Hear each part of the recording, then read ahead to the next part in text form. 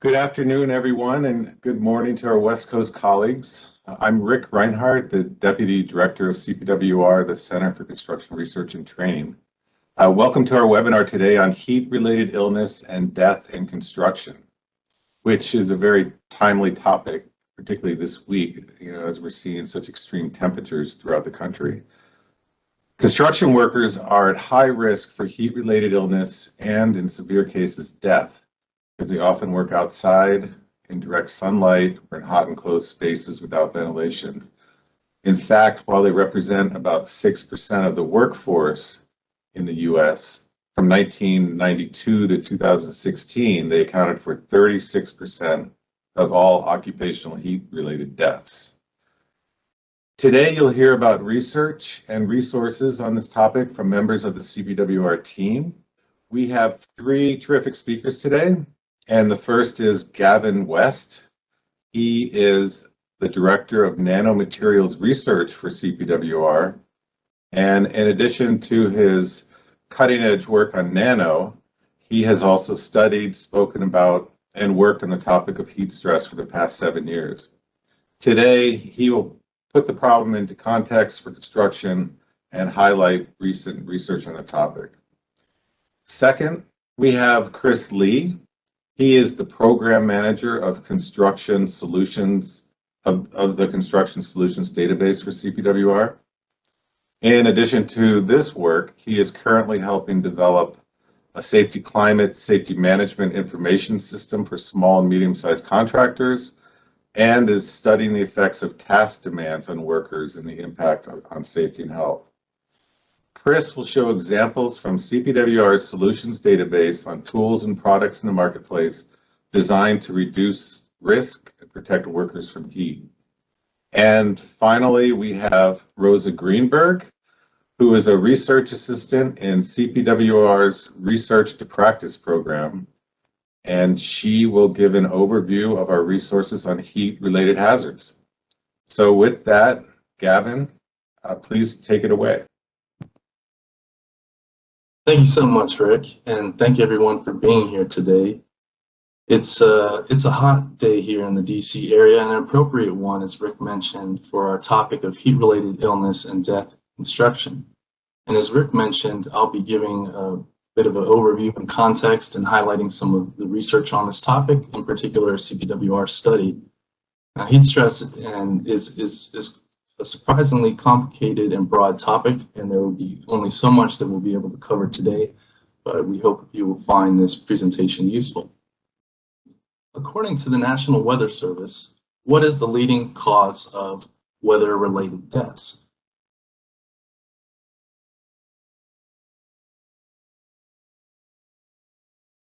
I see some heat, flooding, cold, heat.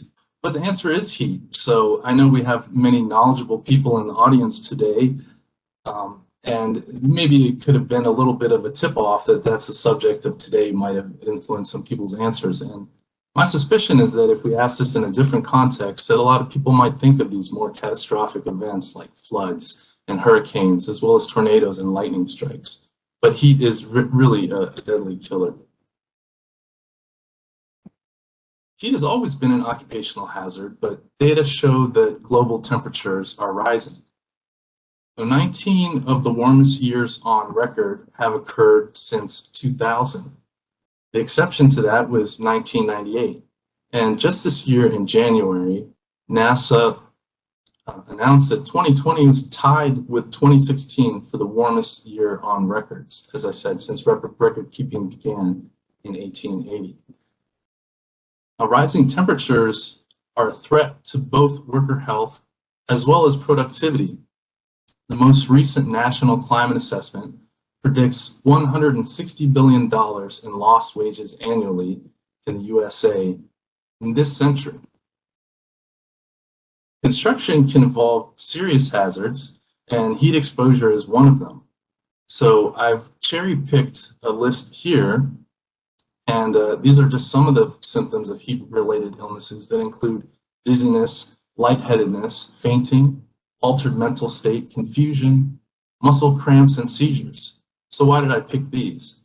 It's to ask you if you would like to experience any of these symptoms while working at heights on a dangerous scaffold as shown here, or perhaps while operating heavy equipment? I certainly know that I would not want to have any of those symptoms while trying to do work that is already dangerous to begin with. Cpwr researchers and colleagues published a study on heat-related deaths in construction. It was published in the American Journal of Industrial Medicine, and Sue Dong of our data center was the lead on that study, on which I was a co-author. And we used access from the Bureau of Labor Statistics fatality data from 1992 to 2016. And I would note that the views expressed here do not necessarily reflect the views of the BLS. And we also used employment data from the current population survey. So Rick highlighted one of the major findings from that study, and that was that construction workers had a disproportionate risk of heat-related death. So what do I mean by that? From 1992 to 2016, there were 285 construction workers who lost their lives on the job due to heat exposure. So despite only representing approximately 6% of the workforce, they accounted for more than a third of heat-related deaths, 36% during that time period. Over 80 construction workers suffered heat-related deaths from 2011 to 2016 alone. And as you can see on this slide, with the red bar highlighted at the top, there were 82 in construction, which was more than any of the other major industry sectors shown here. Most of the deaths in that time period occurred during the warmest months of the year, as expected. So we see here that there were over 50% in June and July alone, which tend to be very hot months early on in the summer. And in the afternoon, especially from 2 to 4 p.m., as you can see in this bar chart as well. The deaths occurred in this time period in multiple subsectors.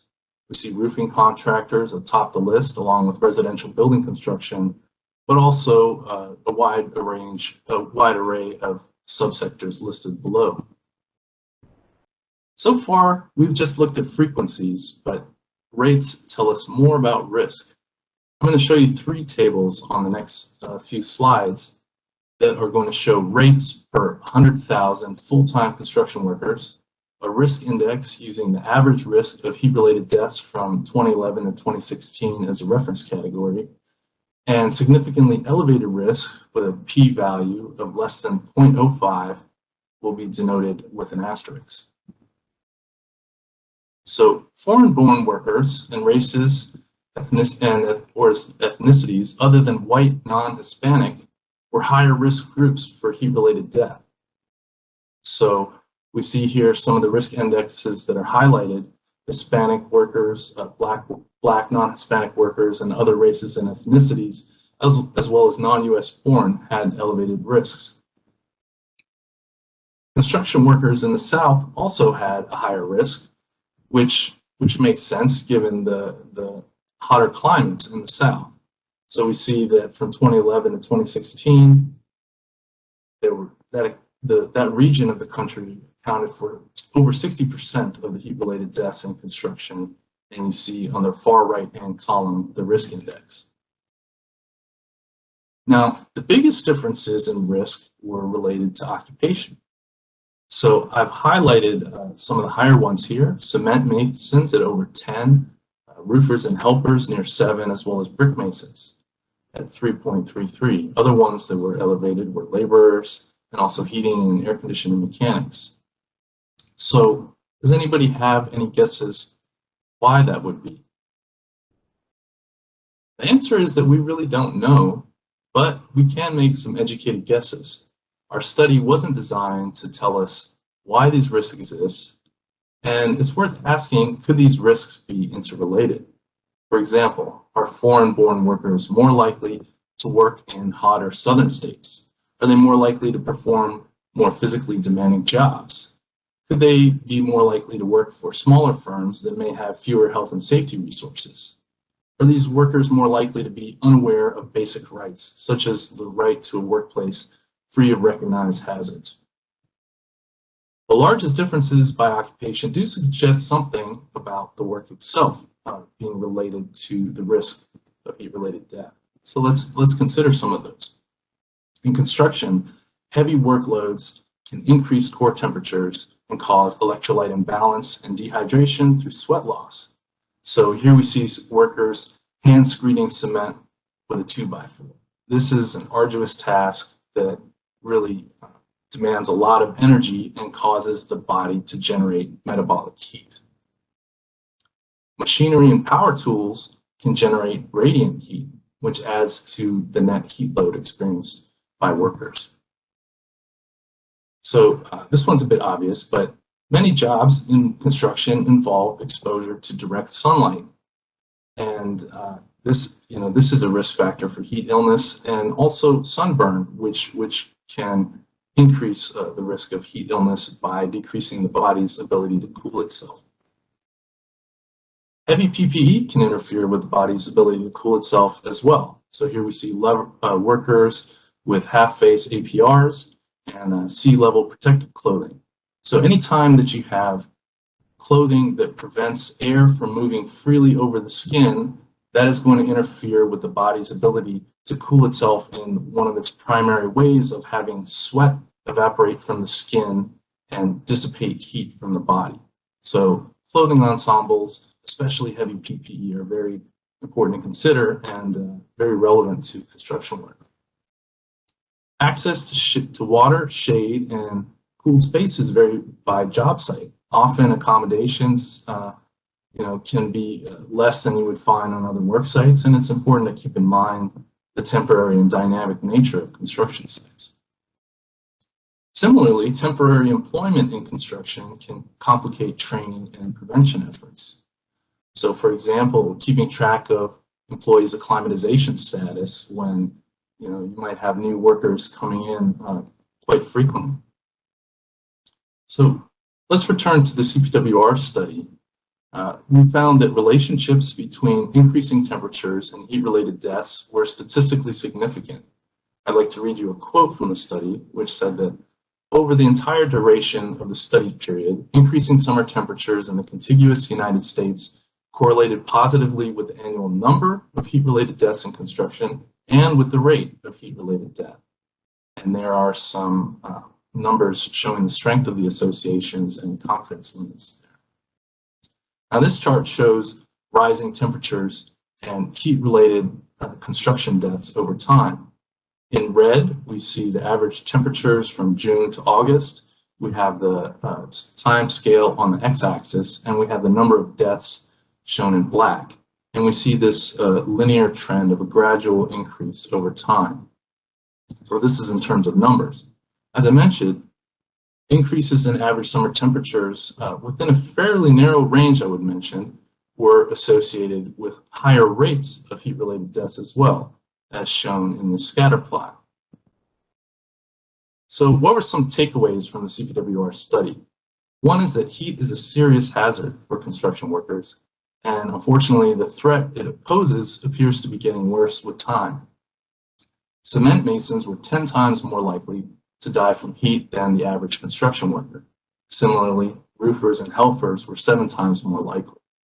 This led us to conclude that interventions are needed to protect the health and productivity of all construction workers, especially those in the highest risk groups. We also felt that further research is warranted, for example, dealing with non-fatal heat-related illnesses, given that we were focused on heat-related deaths, which are easier to identify. So heat stress can be like a volcano, explosive and deadly. So heat stress can quickly escalate to heat-related illness, lesser forms of heat-related illness, and heat stroke, which can often be fatal. And at the bottom of this volcano, we have, there are millions of jobs with excessive heat stress, and then a fewer number that lead to heat strain, and less for heat-related illnesses. And if we think of heat stroke and death as in another way with a different metaphor of an iceberg, when we're looking at the heat-related deaths and heat stroke, that's really just the tip of the iceberg in terms of the impact that heat stress has on workers. So I'd like to read you another quote from an epidemiological review published by Greenberg and colleagues in 2014. So they wrote that the incidence of occupational heat-related disorders in the US is not known, although millions of workers have some level of exposure to hot environments. So this highlights some of the challenges of having very effective surveillance systems for these types of illnesses. The Asunción Valdivia Heat Illness and Fatality Prevention Act was introduced by Congress earlier this year. And the bill notes that between 1992 and 2017, 815 United States workers died from heat, and almost 70,000 were seriously injured. These numbers are generally understood to be gross undercounts because many heat-related illnesses and deaths are blamed on natural causes. So, it can be a complicated affair in terms of identifying and classifying these deaths correctly, such as those that happen on a construction site without any witnesses. So with that, I would like to hand the presentation over to my colleague, Chris Lee. Thank you. And thanks, Gavin, and hello, everyone. Thanks for joining our webinar today. For this portion of the presentation, I will be going over some solutions that can help combat heat stress in the construction industry. And just a quick background on how this program started. Back in 2008, NIOSH developed a publication called Simple Solutions, which only highlighted 20 ergonomic control options that could help reduce musculoskeletal injuries. Now, because NIOSH was not allowed to publicly mention commercial manufacturers in this booklet, CPWR saw the opportunity to do two things. The first was to transfer these printed solutions onto a website and then organize them across different construction work that these solutions are applicable to. And secondly, we were also able to include direct links on where users can make a purchase of safety products or informational resources for guidance and reference. Hence, the Construction Solutions Database was created in 2008. And we'll call it the CSD for short in this presentation. Each of the slides will have the link to the information I am about to present. So one of the CSD summaries covers recommendations on what construction employers should consider for a heat stress program. For some background context, many states run their own OSHA-approved state plans. Some states have adopted standards that cover hazards not addressed by federal OSHA standards. In this case, for heat exposure, 3 states have standards: California, Minnesota, and Washington. As you may know, OSHA does not have a specific standard that covers working in hot environments. Nonetheless, under the OSHA Act, employers have a duty to protect workers from recognized serious hazards in the workplace, which by extension involves heat-related hazards. So for the time being, OSHA has launched a campaign in 2011 which educates employers and workers on the dangers of working in the heat and offered guidance employers should consider when implementing a heat stress program. And just to quickly highlight some key differences, each state have different criteria that put their heat standards into effect. California's heat illness prevention standard require employers to provide training, water shade, and planning when a temperature of 80°F is triggered. Minnesota has a standard which applies only to indoor places of employment that factors in the amount of work activity and temperature. And Washington's heat requirement specifically applies during May 1st to September 30th that factors in the type of clothing with outdoor temperature levels. OSHA, on the other hand, recommends using the heat index, which is a combination of air temperature and relative humidity, to determine when extra precautions are needed at a work site to protect workers. And the reason that OSHA accounts for humidity other than just temperature is because sweat does not evaporate as quickly when the air is moist, so this can make the worker feel hotter. So you can see each level on the heat index table color-coded that accounts for the different risk levels. And each succeeding level downwards calls for more protective measures. Also, just to note, each heat index level is just a guide as more protective measures may be needed. So, for example, even if the heat index is less than 91, the risk level may be higher if the worker is performing strenuous tasks or donning heavy or non-breathable protective clothing. But in all these couple of slides is just to illustrate the point that when it comes to determining when heat stress measures should kick in, it is complex and there may not be a silver bullet for a triggering criteria. However, being informed what is currently available is the first step employers can take in developing a heat stress prevention program that is suitable to them. And the CSD is a tool that makes it easy for users to get a summary of current knowledge and have quick access to related links such as OSHA guidance, state plans, and other supplemental references. And just to wrap things up, here are some key points for employers to consider when developing a plan. Its goal should be to increase management and worker awareness of the hazards and ensuring that water, shade, and more frequent rest periods are provided. The first point is designating an individual or individuals responsible for ensuring the program is in place. So in construction, it may be a supervisor, foreman, safety coordinator, or crew leader. The second is training for workers and supervisors on how to identify, prevent, and respond to heat-related illnesses. Examples include recognizing symptoms or teach workers to wear loose-fitting and breathable clothing. The third is tracking heat conditions on a site.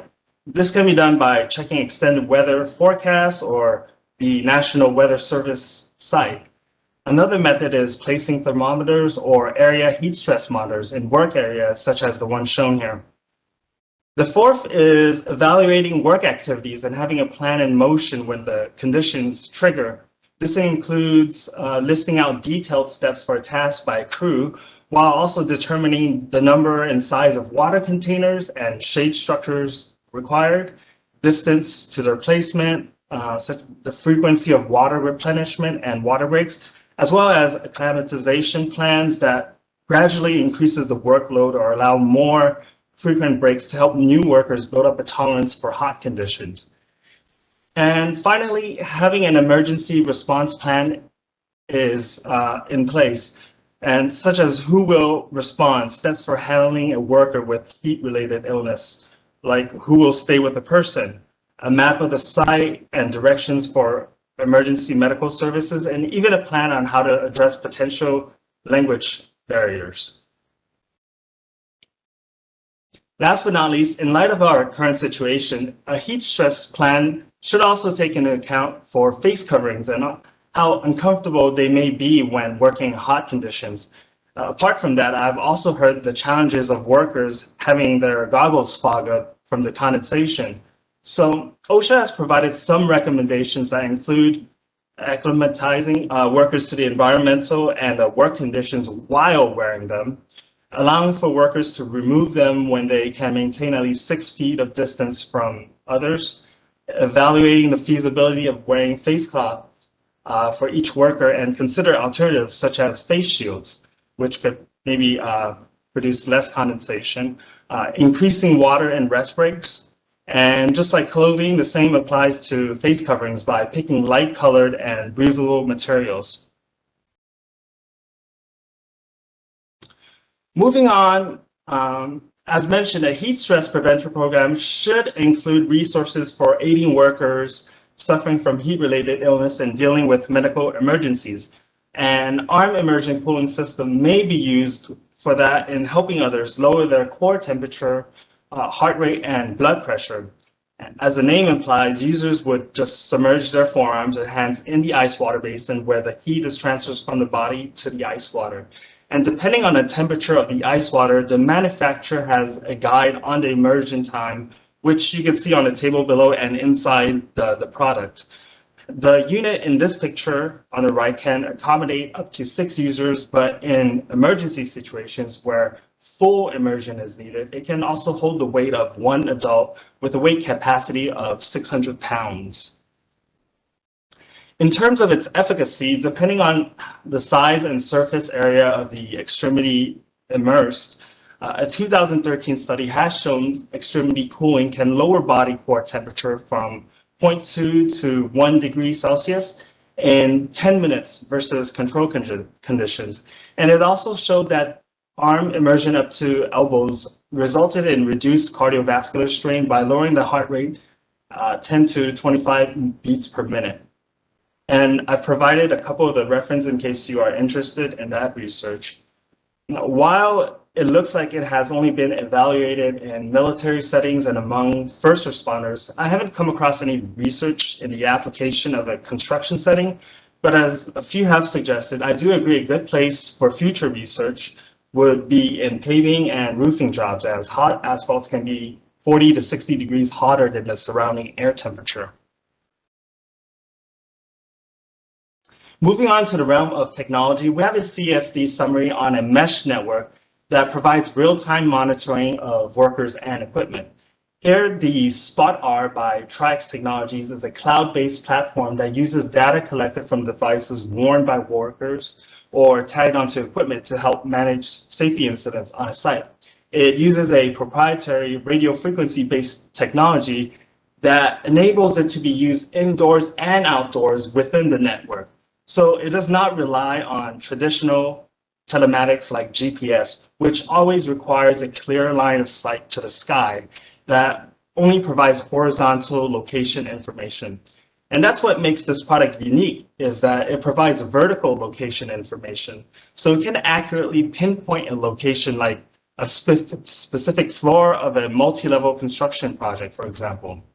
In one case study, after receiving multiple 3-foot fall alerts at the same location from a wearable device, a safety officer was able to reinforce a safety practice to use a ladder instead of that worker jumping into an excavation pit. So a preventive action took place there. Now, with all that said, this summary in the CSD is not currently associated to addressing heat exposure and illness. However, I only included to mention this because of its possibility, as I spoke with one of their reps yesterday morning, and incorporating a temperature monitor is something they are considering. So if you could couple that with their technology of detecting worker movement or lack thereof, it's a potential and something to think about in monitoring workers in hot conditions. Which brings us to our next solution that may help address heat exposure and illness. This one regarding safety application for lone workers. Now, lone workers are those who work by themselves without close and direct supervision, and without having any peers around to help recognize heat illness symptoms or help at the onset of any sudden illness. It can be extremely dangerous if they succumb to a heat stroke. Now, OSHA states that employers should check on lone workers at regular intervals. Therefore, establishing safety check-in procedures and frequent communication intervals should be an integral part of a heat prevention plan, especially for lone workers. There are safety apps that can serve as a valuable tool and help increase the speed of communication between worker and supervisor. So if you visit the link below, you can check out some of the available apps. And moving to our last category of solutions on cooling equipment, tents, shades, canopies, these are some things employers should provide as part of a heat stress program. It's pretty self-explanatory, and you can learn more about them when you visit the site. And I included all the links below too. Employers can also use industrial fans, such as this one with the misting capabilities, or portable AC units for spot cooling large areas. And we also have a summary on cooling protective equipment with examples of neck cooling gears, examples of cooling vests with high visibility reflective materials, and even highlighting a cooling vest for female construction workers, as we know one size does not fit all. So you need to take into account female anthropometry. So with that, I end my portion of the slides, and Rosa will present more on resources that we have available. Thanks. Great. Thank you so much, Chris. Good afternoon. My name is Rosa Greenberg, and I'm going to be sharing information about CPWR's resources on working in hot weather. Thanks to Tyler for his help on advancing the slides. And next slide, please. CPWR's Research to Practice website section on working in hot weather has many resources on how to work more safely in construction during the heat. Our resources include information on hot environments, skin cancer, lightning, and disaster preparedness. Resources are available in a variety of formats, including Toolbox Talks, hazard alert cards, infographics, phone apps, and training materials.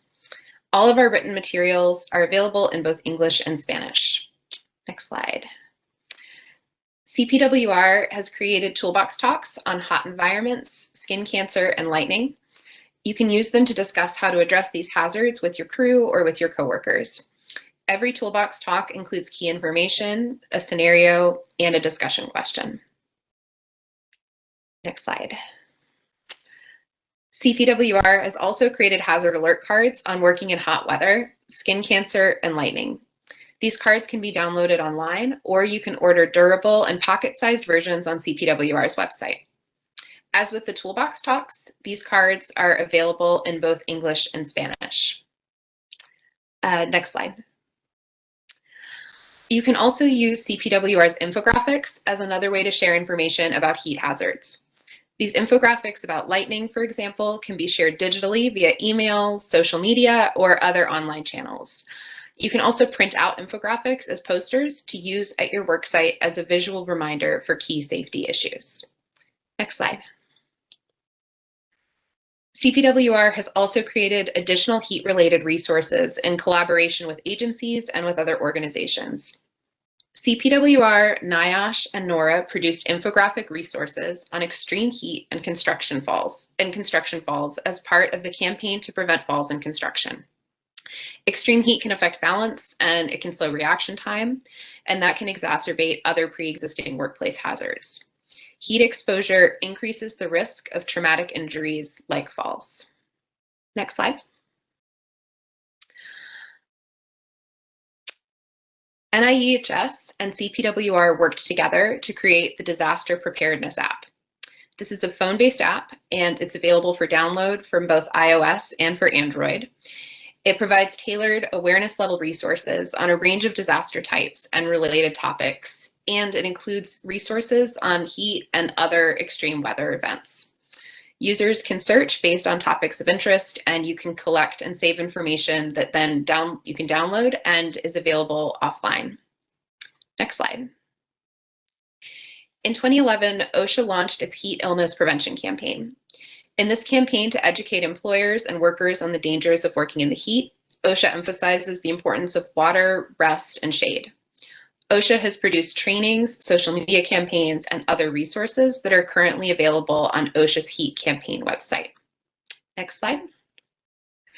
As part of its alliance with Osha that began in 2017, CPWR and Osha created infographics in English and Spanish on protection against heat exposure and key tips for protection against the heat.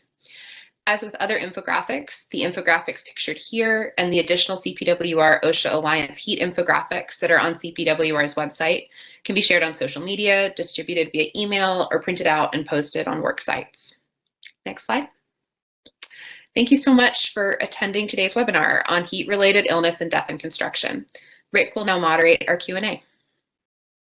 Great, thanks Rosa, and thank you Gavin and Chris. That was terrific. As I mentioned at the top, we had quite a few questions come in ahead of time, and I'm seeing some come in the chat right now. But let's get started. I guess one of the big questions that people have is, have we seen an uptick in cases due to global warming? And Gavin, you touched on this a bit. I don't know if you want to say anything more on that. Sure. I'll say that causality in research can be difficult to establish, and so we examined some trends in terms of temperatures over time and the rates and numbers of heat-related deaths in construction that are consistent with the idea that this problem is getting worse. But our study, we were looking at associations, and we're not, establishing any type of causal link between the two. But it is widely recognized that higher temperatures, it is established that higher temperatures do increase the risk for heat-related illnesses. And there's a lot of data out there showing that temperatures are increasing. Great, thanks. I think it'll be interesting to see down the line what this current period, particularly in the Northwest, kind of impact that's had on workers. Here's another question, and I think each of you might want to weigh in on it. But what type of clothing is appropriate for construction workers to wear in hot days when they must also wear protective equipment like hard hats, harnesses, steel-toed work boots, and in addition carry tool belts? Any thoughts? Do you want me to go first? Sure, go ahead, Chris. I would add, in conjunction to the required protective gears workers need to put on, workers can also put on cooling equipment like cool vests. Most products are made from nylon mesh filled with gel material that, once cooled, can be maintained between 59 and 65 degrees Fahrenheit for about 2.5 to 10 hours. And I had a chance to try one, and they are very nice. They're only 5 pounds, so it's not too heavy and very manageable for construction workers. So, on top of wearing loose fitting and breathable materials such as cotton, some cooling equipments are out there that workers can take advantage of and also keep cool while, wearing harnesses and other things like tool belts. Great. All right, thanks. That was actually a question that came in the Q&A. How effective are the cooling vests? I don't know, Rosa, do you have any thoughts? Clothing? Only thing that I would add is the hazard alert cards provide additional information on clothing and recommendations around clothing. So it might be a resource that could be helpful to check out for that issue. All right. Anything to add, Gavin? I think Chris hit on and Rosa hit on the major points. The only thing I would add is that light-colored clothing can also be good in terms of being more reflective and not absorbing the heat. And the breathability, like Chris mentioned, with materials like cotton is a big factor in allowing the body to cool itself effectively. Right. Okay. Great. Here's a question. Are there any specific recommendations around hydration, including when, how often, and what to offer? For example, Squincher, Gatorade, cold water, etc. As most of this work is remote with a job trailer accessible at the beginning and end of the day. So for workers that are working, maybe you mentioned the lone worker, but also just people working in remote areas. Any suggestions on hydration? Chris? Well, from the Osha heat campaign, they recommended for short jobs that cool water is sufficient, and they are encouraged to drink at least a cup, which is 8 ounces of water every 20 minutes while working in the heat, or not just if they are thirsty. And for longer jobs that last more than 2 hours, employers should provide electrolyte containing beverages such as sport drinks. And obviously some don'ts is like certain beverages to avoid are caffeine, which could lead to a dehydration. And that's one thing that should be avoided. All right. Thanks. I would add to that there's often a lot of focus on what to drink, but another important consideration is what to eat as well. So eating regular meals and healthy meals can play a big part in maintaining necessary electrolytes, and the guidance from CDC NIOSH indicates that generally, just relying on healthy nutrition and regular meals along with drinking water in most situations is adequate for maintaining hydration. So, I think that it's important not to overlook meals as well in terms of replacing lost electrolytes. All right, that's a good point. Good to consider. I don't know, Rosa, were there anything things on this topic with some of the resources that we have? Well, as Chris referenced, the OSHA heat campaign has particular resources around water with their emphasis on water, rest, and shade. And so if you're looking for visual reminders of hydration, infographics that can be printed, the OSHA heat campaign is a good resource. All right. And I see a comment in the chat that says, just wanted to mention drinking cold water too fast can also cause a health risk. So that's a good point. And the recommendation I've seen on that is up to a quart an hour. So that translates to what Chris was saying, with 1 cup or 8 ounces every 15 to 20 minutes, and is a good amount for healthy pace of hydration. All right. Here's an interesting question in the Q&A. And I don't know if you'll be able to answer this directly, but has shift changes to overnight work hours with lights being considered instead of daytime hours? Do you think this could make a difference? I mean, any thoughts on that? just a thought. I mean, at any point that you could avoid direct sunlight, which, I think I read something where it could provide an extra 15 degrees Fahrenheit of increase in temperature. If you could, administratively shift work to be performed at night, then, I think that's one way to go to help prevent heat illness. So yeah, I agree with that. Okay. Here's a question, and maybe this is more geared towards Gavin, but related to California's standard, have there been any changes to temperature threshold levels of action in California?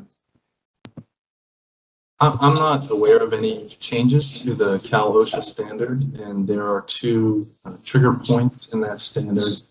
One is 80 degrees and above in relation to provision of shade, where employers are required that shade shall be present when temperatures exceed 80 degrees and at least available upon request below 80 degrees. And then there are also high heat procedures which would kick in under the standard and need to be implemented at 95 degrees and above. And I'm not aware of any changes to the existing action levels, if you will.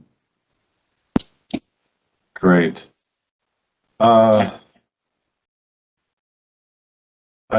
guess I mean we're at time now. Maybe we have time for one more question.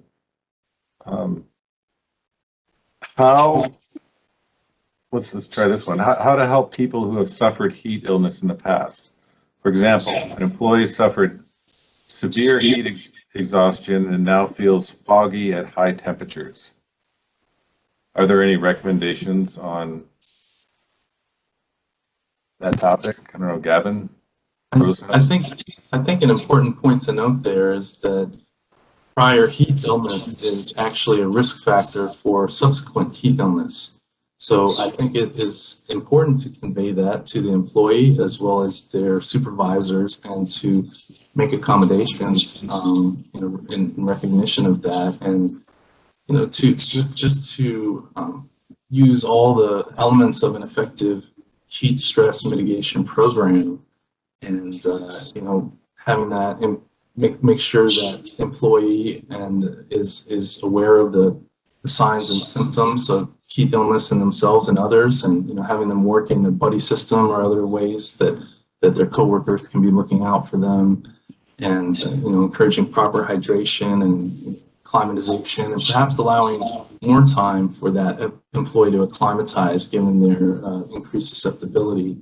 But all the effective tools that are out there, water, rest, shade being important ones for protecting workers. I don't know if Chris or Rosa would like to add to that.